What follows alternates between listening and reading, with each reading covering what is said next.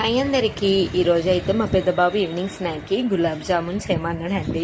అదేమో చాలా టైం పట్టింది, నీకు ఒక మంచి కేక్ చేస్తానని చెప్పి ఈ విధంగా చేశానండి. 2 బ్రెడ్ స్లైసెస్ బ్రౌన్వి కొంచెం నెయ్యిలో రోస్ట్ చేసుకొని 1.5 కప్పు మిల్క్ వేసుకోండి. మీరు బ్రౌన్ బ్రెడ్ ఎక్కడ తీసుకుంటారు అక్క అన్నారు కదా, ఇన్స్టామార్ట్లోనండి. నేను ఫస్ట్లో షాప్లో కూడా తీసుకునేదాన్ని, కానీ పొడి పొడిగా ఉండేది, అంత క్వాలిటీ అనిపించలేదు. ఇన్స్టామార్ట్లో బాగుందని ఇంకా అదే కంటిన్యూ చేస్తున్నాను.